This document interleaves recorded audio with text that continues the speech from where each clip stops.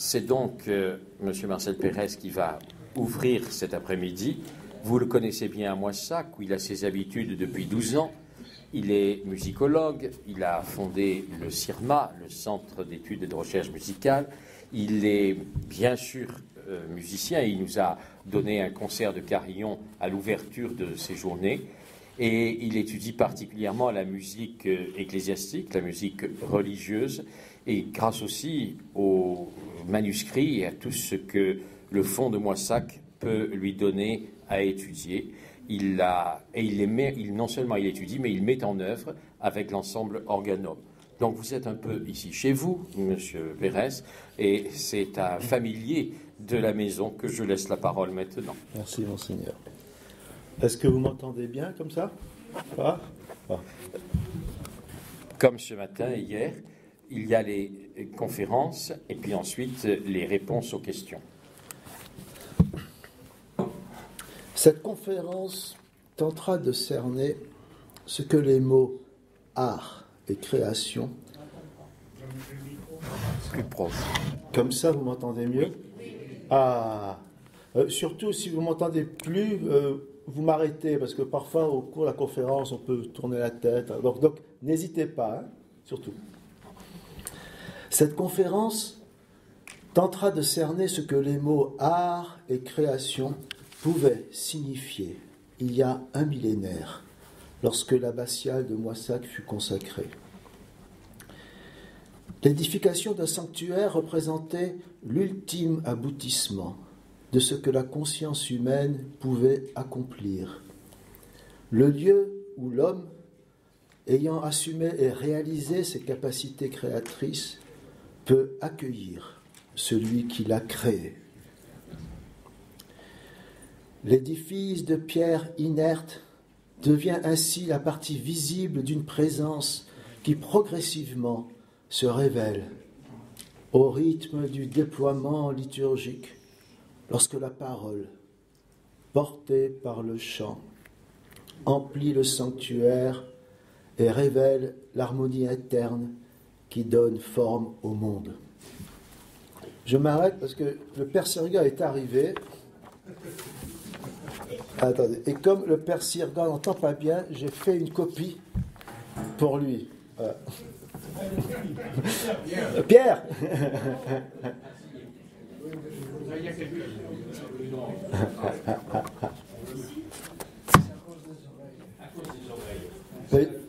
J'ai pensé à vous, Pierre. Voilà, j'ai fait une copie. J'ai déjà fait le premier paragraphe. Bon. Bon. Alors, pour l'homme de l'Antiquité et du Moyen-Âge, la nature humaine était clairement unie au cosmos par une relation harmonique. La religion lui permettait d'en prendre conscience et d'en réaliser les implications. Ce que nous appelons art avait alors un sens et une fonction bien différente de celle que nous lui prêtons aujourd'hui. Le monde s'articulait en 3 dimensions qui, parce qu'elles se révélaient par des proportions harmoniques, pouvaient être qualifiées de musicales. On utilisait les termes de musica mundana, musica humana, musica artificialis, pour faire référence au cosmos, à l'homme qui résume en lui toutes les lois de l'univers et à ce que l'homme crée, l'artifice. Les 2 premières catégories se rapportent à la création divine, la 3e à la création de l'homme qui, en comprenant et utilisant les potentialités des lois naturelles, réussit à créer ce que Dieu n'a pas créé. Cette faculté créatrice se révèle au travers de l'art. Cosmos, homme, art. Ces 3 mots constituent l'arcane de la pensée antique et médiévale. L'homme regarde, contemple, comprend et s'intègre dans le flux cosmique en construisant des objets qui utilisent les lois de l'univers pour créer ce que l'univers ne pourrait créer sans l'homme. Ainsi, la créature devient créateur et participe en toute conscience à la symphonie cosmique. Symphonie, oui, c'est bien le mot qu'employaient les anciens pour nommer l'univers dans la globalité de son mouvement. On pensait que tout corps céleste, parce qu'il est mouvement, induit un son qui nécessairement entre en phase avec celui des autres corps. Induire un son. Arrêtons-nous un moment sur cette expression. En latin, lorsqu'on évoque un phénomène cosmogonique, souvent les mots sonus et vox sont employés comme des synonymes. Les sons, c'est-à-dire les traces du mouvement des corps, sont aussi des voix. Il s'agit en fait de déterminer le même phénomène, mais à des degrés de compréhension différents. Le sonus est l'apparence matérielle. La vox est l'expression d'une volonté. Discerner les effets d'une volonté dans la contemplation de l'apparence matérielle d'une cause invisible, c'est déjà commencer à faire l'expérience du verbe. Qu'est-ce que le verbe pour quelqu'un qui pense en latin? Verbum est le substantif du verbe verberare, qui signifie percuter. Le verbe est une percussion. C'est le point d'entrée dans la matière d'un mouvement qui a pris sa source dans une dimension autre que la dimension matérielle, celle qui se caractérise par le déploiement d'un temps et d'un espace linéaire. L'homme, dans son microcosme, en fait l'expérience chaque fois qu'il introduit dans l'espace-temps un fragment de mémoire qui devient mouvement. S'ouvrir au verbe cosmique, c'est aussi, d'une certaine manière, accueillir dans sa conscience un fragment de mémoire de l'univers. Ce fragment est mouvement, et lorsqu'il traverse l'homme, il lui confère un dynamisme qui le conduit à créer des formes que même la volonté cosmique ne pourrait accomplir sans la médiation de l'homme. Les forces de l'univers, dans toute la complexité de leur puissance, ne pourront jamais réaliser le cloître de Moissac. Il faut des hommes. Oui, mais quels hommes? Qui étaient ces hommes? Pourquoi nous semble-t-il si éloignés, comme des héros, presque des demi-dieux des mythes anciens, nous qui vivons sur le même lieu? Qu'est-ce qui nous sépare pour que nous n'ayons d'eux qu'une vision trouble, sombre, indistincte? Il nous semble inaccessible, détenteur d'une connaissance et d'un savoir-faire devant lequel nous nous sentons bien démunis. Car même si certains peuvent parler des œuvres qu'ils nous ont transmises, qui parmi nous pourrait à l'instant se lever pour ciseler un chapiteau qui évoquerait à brûle-pourpoint un épisode des Écritures qui exprimerait ce que nous sommes en train de vivre en ce moment? Qui parmi nous, parmi ceux qui sont en responsabilité, pourrait penser que dans l'intervalle de sa mission, il susciterait la construction d'un édifice qui, dans 1000 ans, continuerait à structurer, nourrir et donner une identité à un territoire et à une population? Nous nous sentons bien petits devant nos prédécesseurs. C'est pourtant à nous que revient la responsabilité d'entretenir et de transmettre ce patrimoine. Qu'est-ce qui nous différencie de ces hommes du XIe siècle? Le mot patrimoine fait référence à une procession paternelle, donc à quelque chose qui a rapport avec la transmission de la vie. Ainsi, pour comprendre ces hommes du XIe siècle, pour assumer leur héritage et le transmettre, non pas comme une chose inerte, mais en lui conservant sa vitalité, c'est-à-dire sa capacité à engendrer, nous devons, en premier lieu, tenter de saisir la véritable nature de ce qu'ils nous ont transmis. Pour suivre leurs pas, ces hommes du XIe siècle nous ont légué deux sources essentielles. L'une est inscrite dans la pierre. L'autre s'exprime dans la liturgie qu'ils pratiquaient. La source lapidaire a été et est encore abondamment étudiée. La source liturgique est quasiment ignorée. C'est pourtant la plus explicite. La forme visible d'une liturgie est un ensemble de gestes, de mots et de chants. Ces gestes s'inscrivent dans un espace qu'ils déterminent. Les gestes signifient, c'est-à-dire ils construisent une forme visible qui induit un sens, manifestant ainsi un processus de signification. Tout l'espace ecclésial est mis à contribution.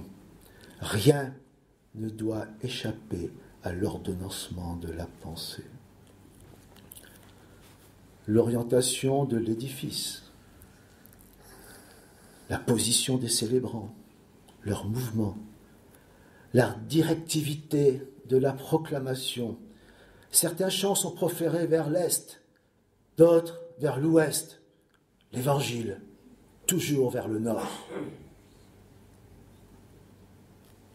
À l'intérieur de l'Église, les déplacements liturgiques construisent une géométrie qui révèle le rayonnement provoqué par l'autel, dont la position dans l'axe du mouvement planétaire fait de lui le réceptacle des premières lueurs de l'aube, au moment où, à la fin de l'office de laude, le célébrant entonne l'antienne du Benedictus.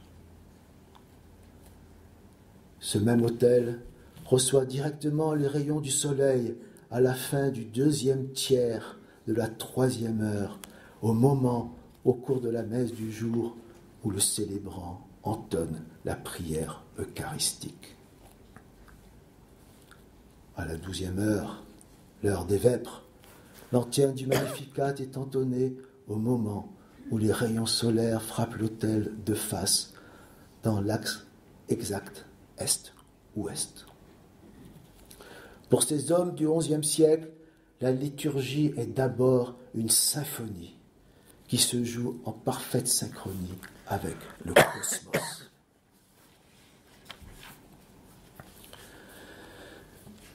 La liturgie est aussi parole.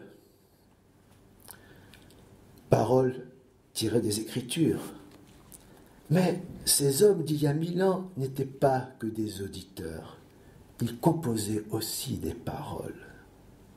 Et Moissac s'inscrivait dans ce grand mouvement de création de poésie liturgique qui avait commencé à l'époque carolingienne et qui connut son apogée au cours du XIe siècle. Cette poésie, pratiquée et même parfois composée à Moissac, est peu connue. Seuls quelques rares spécialistes y ont appliqué leur attention. Mais elle est un témoin précieux pour comprendre la pensée de ces hommes. Elle est écrite dans un latin lumineux, compact, imprégné de références bibliques et métaphysiques très denses, difficile à comprendre lorsque l'on méconnaît le monde des symboles de cette époque dont la liturgie est le principal accès. Les hommes qui ont écrit ces textes sont les mêmes qui ont construit ces monuments et ciselé ces sculptures qui aujourd'hui encore constituent la richesse de Moissac. Par leurs écrits, nous entrons directement dans leur imaginaire. S'ouvre à nous un univers qui scintille de références multiples à l'homme, pris comme un élément moteur dans l'architecture de l'univers. Par sa nature physique, l'homme résume en lui toutes les données qui, depuis le commencement des mondes, ont progressivement constitué le vivant. De par ses capacités intellectuelles, il dispose de la faculté de relier dans un ample mouvement de compréhension les différents paramètres qui constituent les lois du cosmos. L'homme possède également la faculté de s'émouvoir, c'est-à-dire de sentir intérieurement les infinis mouvements de l'âme que constituent les joies, les peines, les motivations du vivant. Se fondant sur cette expérience, il a la capacité de percevoir derrière les faits le sens du temps. Sens linéaire qui le conduit d'un présent vers un devenir en élargissant continuellement le champ du passé. Sens métaphysique en discernant dans ce continuum du temps les événements et les actions qui révèlent les constructions symboliques suggérées par les textes sacrés. Ces constructions symboliques deviennent le ferment qui construit l'homme comme le médiateur par lequel le monde se récapitule, c'est-à-dire abolit les frontières entre la matière, la pensée, le temps et l'espace. La clé de cette transfiguration de l'univers se situant dans la contemplation du principe fondamental révélé par le christianisme, celui de l'incarnation du Verbe. La liturgie est aussi chant. Qu'est-ce que le chant ?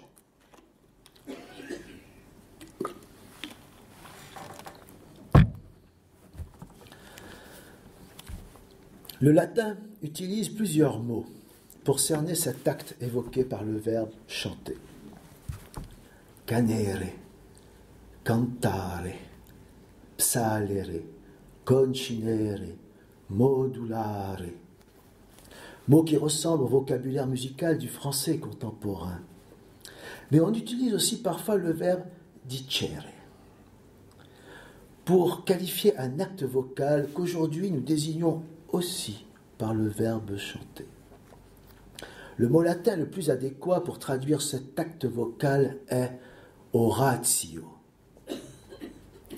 Oratio est aujourd'hui communément traduit par prière, ce qui ne recouvre pas l'étendue de la réalité que recouvre le mot oratio. Oratio est un acte qui résulte d'un mouvement de la bouche, os oris en latin. Ce mouvement trouve sa plénitude dans l'art d'énoncer une parole, l'art du benedicere, dont le substantif est benedictio. C'est pourquoi tous les offices se terminent par cette supplique, benedicamus Domino. Le subjonctif du verbe benedicere, qui se manifeste par la voyelle A, celle qui porte l'accent tonique, benedicamus, exprime qu'en tout temps, en toutes circonstances, et sans nous reposer sur la valeur et la qualité de ce que nous venons d'accomplir, nous soyons capables de bien dire la parole que nous devons d'adresser à celui qui nous confère la vie. Le dernier répond de l'office de nuit de la dédicace dit « Domus mea, domus orationis vocabitur », que l'on pourrait traduire « Ma maison sera appelée maison de prière ». Mais à la lumière de ce que nous venons d'examiner, nous comprenons que Domus Orationis est d'abord le lieu d'une proclamation, le lieu où la faculté que l'homme a reçue de proférer un son, canere en latin, s'exprime avec ordre et mesure, modulare en latin, et trouve son expression suprême dans l'acte de bien dire une parole, la benedictio.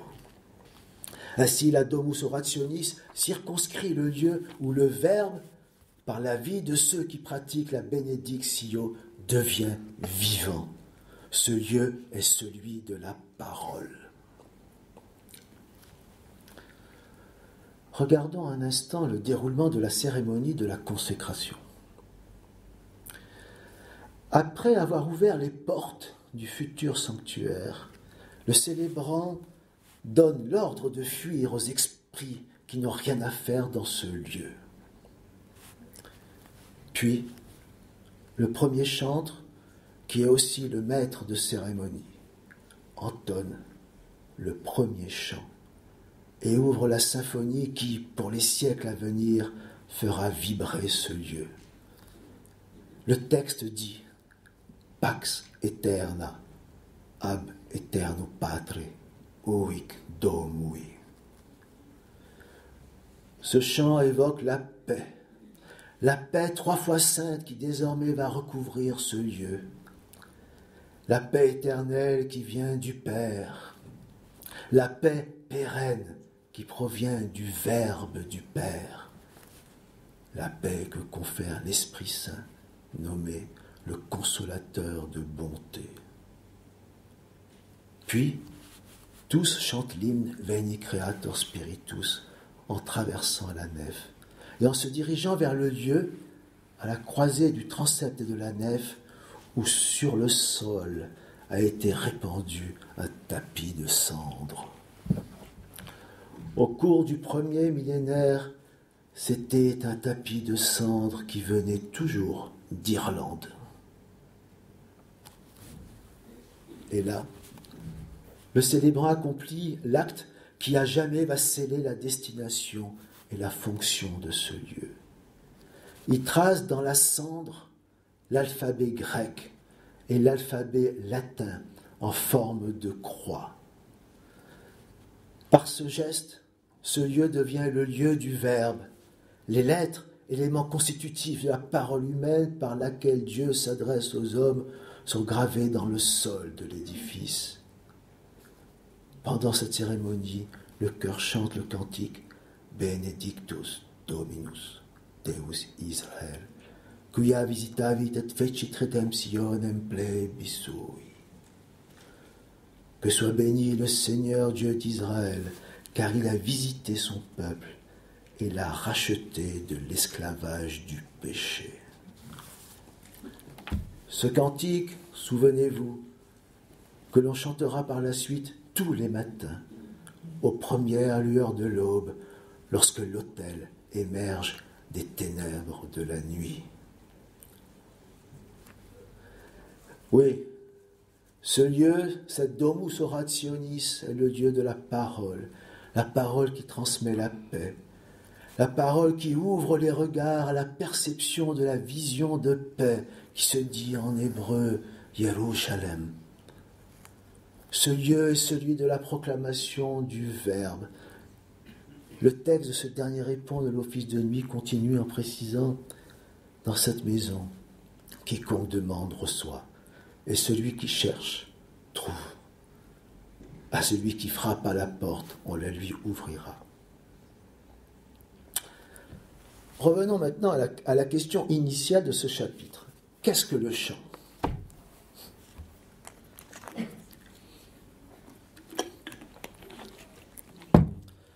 Pour répondre à cette question, examinons d'abord les sources qui nous livrent les traces de ce chant, c'est-à-dire les manuscrits qui comportent une notation musicale. Le XIe siècle connut un progrès immense dans l'art de la notation musicale. Pour la première fois, les hommes réussirent en Europe occidentale à noter les intervalles, ce qui permit de transmettre la mélodie des chants, même si auparavant ils n'avaient jamais été entendus. La forme et la fonction de ces notations sont pourtant très éloignées de ce que nous appelons aujourd'hui une partition musicale. Les hauteurs réelles ne sont pas indiquées, le rythme doit être déduit, les nuances agogiques, les forte, les pianos, n'existent pas. De plus, au XIe siècle, on ne chante pas encore en lisant, on chante de mémoire. L'acte de lire pendant le chant n'apparaîtra qu'à la toute fin du XIIe siècle et se développera au cours du siècle suivant. La notation musicale au XIe siècle agit encore comme un outil destiné à activer une fonction de mémoire. L'acte du chant au XIe siècle est encore dans la grande tradition musicale issue de l'Antiquité, qui situe la musique comme l'expression d'un lieu de mémoire. La musique était considérée comme une fille de la déesse de la mémoire.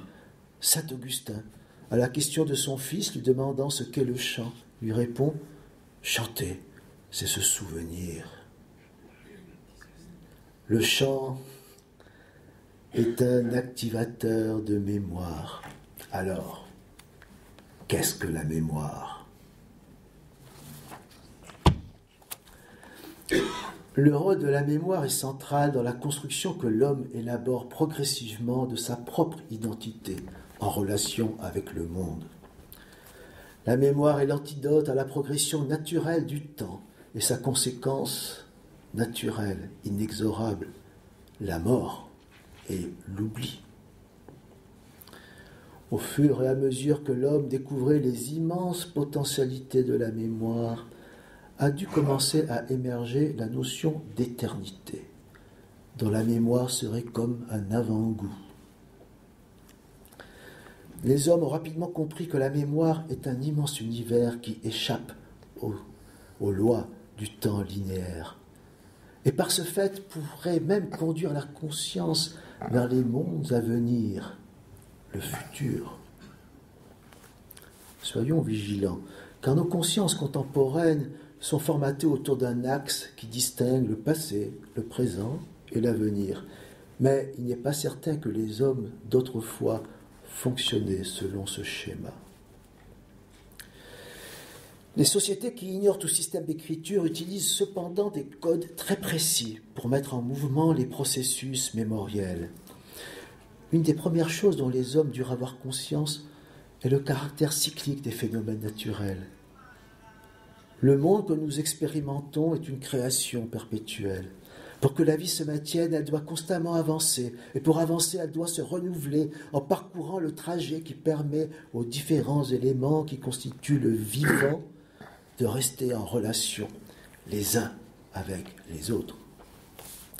Comme seuls maillons de la chaîne viennent à faire défaut, et surgit la maladie ou la mort. Lorsque le processus vital s'interrompt, la mémoire devient la substance qui permet de transmettre d'un individu à un autre l'expérience de la continuité de la vie. Ainsi, progressivement, se construit une connaissance qui transcende les générations, guide les individus vers une expérience qui se situe au-delà du temps linéaire et construit ce qu'aujourd'hui nous appelons une civilisation. Prendre conscience du caractère cyclique des processus vitaux, c'est déjà expérimenter ce que nous appelons le rythme. Il est révélateur d'observer que chez les anciens Grecs, la poésie, la musique et la danse étaient trois disciplines exprimant une même science, celle du mouvement ordonné dans une scansion. Cette formulation est le résultat de millions d'années d'évolution. Par la maîtrise de ce mouvement ordonné, l'homme développe une intuition qui a commencé à l'habiter dès l'aube de la pensée réflexive. Le processus vital qui le construit et le traverse peut devenir un mouvement qui jaillit de son corps, organise son système fondatoire et trouve son ultime expression dans la construction d'une parole. Ces manifestations que nous appelons aujourd'hui artistiques étaient, pour les premiers hommes qui les créèrent, l'expression d'une participation active au processus vital. Elles contenaient donc en elles la mémoire de la vie, son actualisation. Elles étaient également l'instrument de leur propre devenir. C'est la raison pour laquelle, lorsque disparaissent les pouvoirs politiques et même les religions, seules demeurent les œuvres d'art. Qui craint Pharaon? Qui invoque encore Isis et Osiris? Pourtant, les pyramides continuent toujours à faire venir vers elles des millions de consciences. La première chose qui définit la musique est sa fonction. Nous comprenons tout de suite qu'entre la musique interprétée au cours d'un concert et celle qui jaillira au fond d'une grotte ou d'une forêt, la nuit de la première lune après l'équinoxe de printemps, pendant laquelle un grand prêtre va révéler les harmonies invisibles qui traversent le cosmos et communiquent leur force à toute une communauté, il y a une grande distance. De même, entre l'exécution en concert d'un requiem comme celui de Verdi et les cantillations autour d'un mort, d'un chant qui accompagne le défunt dans son voyage vers l'au-delà, il y a aussi une grande distance. En observant ces exemples, nous comprenons tout de suite ce qui nous sépare des sociétés anciennes. Dans notre monde moderne, tout est devenu représentation, voire seulement communication.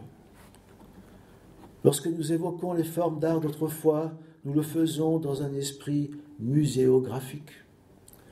Lorsque nous reconstituons des musiques anciennes, nous ne faisons qu'évoquer une image fugitive de quelque chose qui, de toute façon, ne nous concerne pas. Nous ne faisons qu'effleurer le monde, car pour nous la réalité, la vraie, ce n'est plus ce que nous devons faire et vivre cette nuit de la première pleine lune après l'équinoxe. Non, pour nos contemporains, la réalité est celle du travail, de l'économie, de la politique, et nos facultés de perception et de communication doivent passer par la technologie. Télévision, radio, microphone, Internet, téléphone, Facebook, là nous sommes dans la vraie réalité. Nous sommes passés d'une humanité prophétique à une humanité allégorique.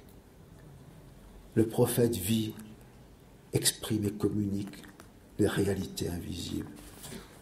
L'allégorie n'est qu'une représentation. L'homme n'est plus l'acteur d'une vie surnaturelle, il en est le spectateur. L'hégémonie de l'allégorie commence à se répandre en Occident à partir du XVIe siècle. Elle trouve sa consécration dans la deuxième moitié du XXe siècle, avec l'avènement de la télévision. Elle s'inscrira définitivement dans les mœurs avec le développement du tourisme. Ainsi, le musicien est devenu un outil qui permettra aux auditeurs de regarder de l'extérieur ce que pourrait être une expérience surnaturelle. Les musiciens sont devenus des machines, les auditeurs des touristes. Seul le compositeur a conservé exclusivement la fonction du daimon, c'est-à-dire celui qui conserve le contact avec la mémoire du futur, ce que nous appelons aujourd'hui l'acte créateur. C'est pourquoi nous avons tellement de mal à comprendre les notations musicales anciennes, car plus on remonte dans le temps, plus cette fonction créatrice revient à l'interprète. Ainsi apparaît la véritable nature des premières notations qui progressivement, au cours de l'histoire, ira en s'affaiblissant. Les premières notations étaient le support d'un acte symbolique destiné à mettre en relation une réalité invisible et inaudible qui existe hors du temps avec une conjonction spatio-temporelle. Aujourd'hui, tenter de retrouver l'esprit, la nature et la fonction de l'art reviendrait à remonter la mémoire de notre civilisation pour redonner à l'art sa véritable dimension, celle d'un acte divinatoire. Nous avons dit que la liturgie est geste, parole et chant. Nous avons développé chacun de ces trois éléments. Mais il nous reste encore une question à examiner. Qu'est-ce que la liturgie ? Et surtout, qu'est-ce qu'était la liturgie pour les hommes qui construisirent l'abbaye de Moissac ?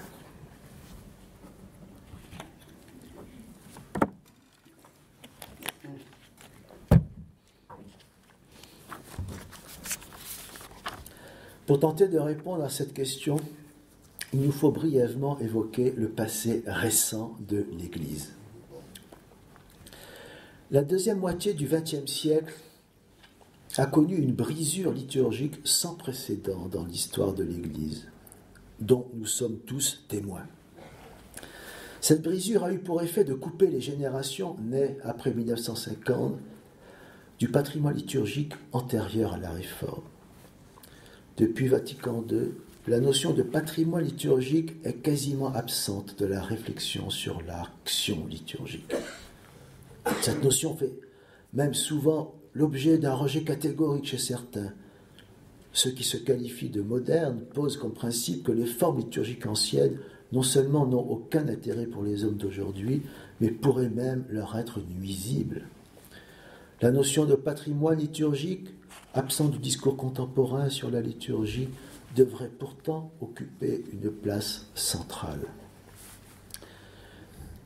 Les modernistes, en se considérant comme l'unique recours et en prétendant représenter le seul horizon du futur, ont momentanément occulté l'une des originalités du Concile de Vatican II, qui justement définit, pour la première fois dans l'histoire de l'Église, la nécessité d'une véritable piété filiale envers le patrimoine liturgique en général et pas seulement celui de l'Église latine.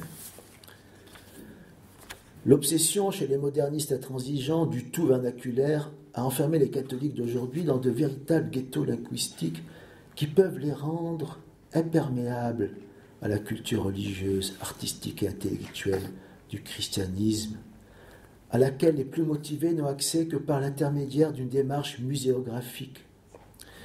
Les formes d'art qui conduisaient les hommes d'autrefois au seuil de la transcendance ont été stérilisées par la liturgie moderne, qui, en les reléguant dans un statut d'objet de musée ou de sujet d'études universitaires, a amputé l'homme moderne de l'héritage légitime qu'il était en droit de recevoir et dont l'Église, et non la société civile, aurait dû être la garante.